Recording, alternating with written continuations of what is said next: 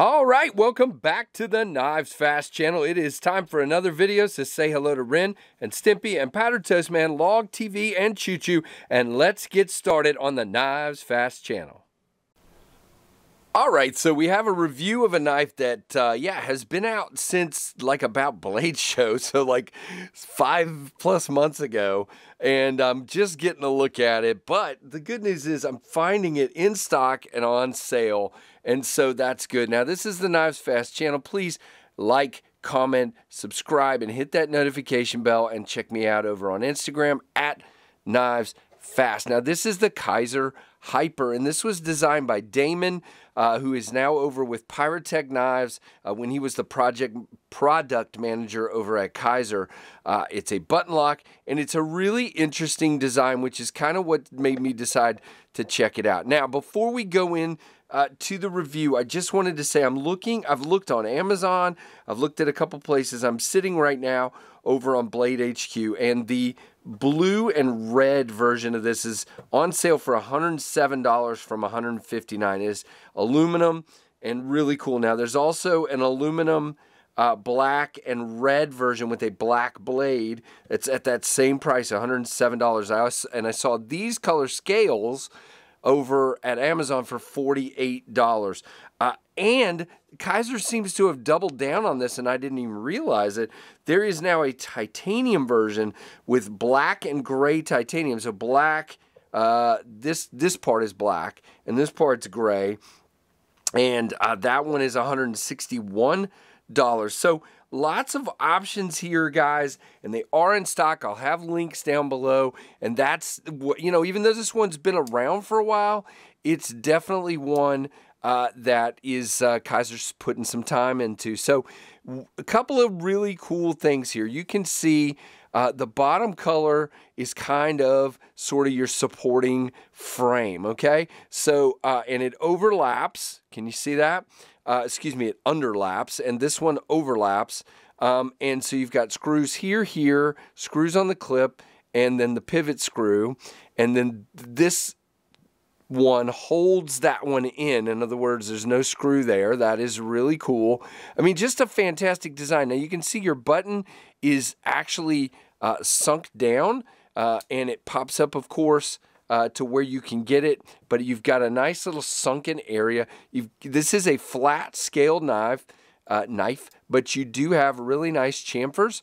You can see here your clip sandwiches between the scale pieces, if you will, and you can reverse it. There is no lanyard hole or pin to speak of. One of the things you notice, it's really low profile, but man, blade to handle ratio to me is a little short there.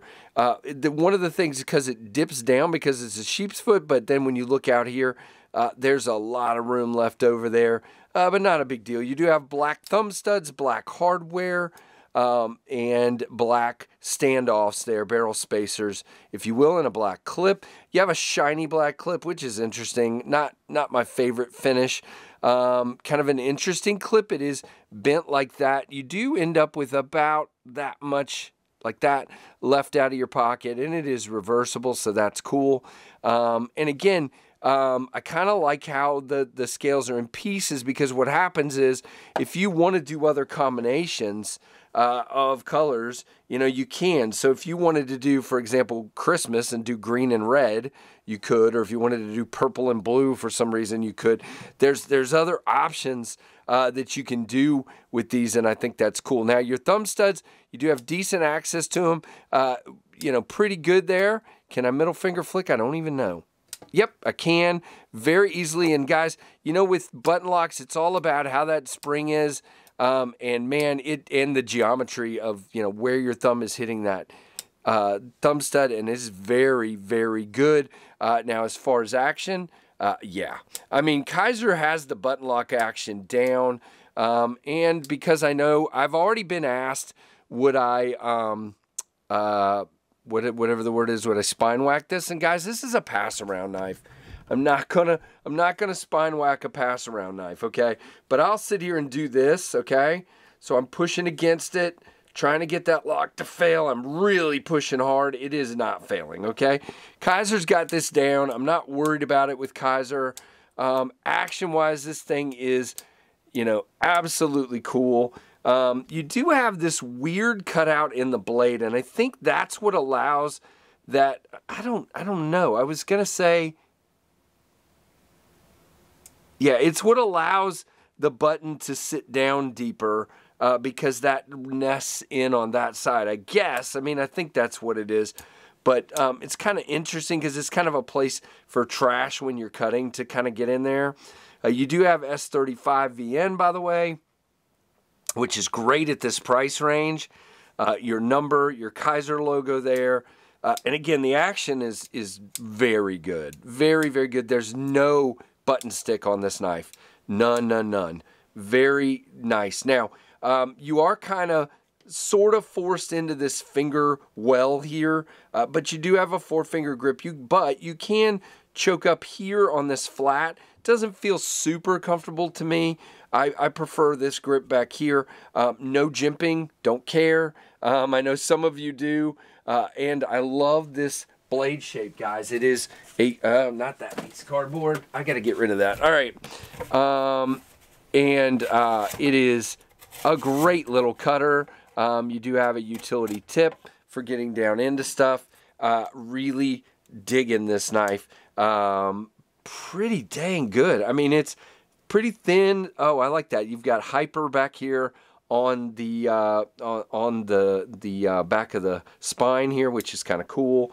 All right, let's do our comparisons, and then we'll go through specs and all that good stuff. Now, I am very pleased that this guy is in stock because I was a little worried waiting this long to get it that it would have just faded out. By the way, it does remind me size-wise of, is it the original, I think? I get all Kizer's button locks mixed up, but anyway, it's fairly small like the Rat 1, and you can see the Rat, like the Rat 2, and the Rat 1 is a lot bigger, as you can see.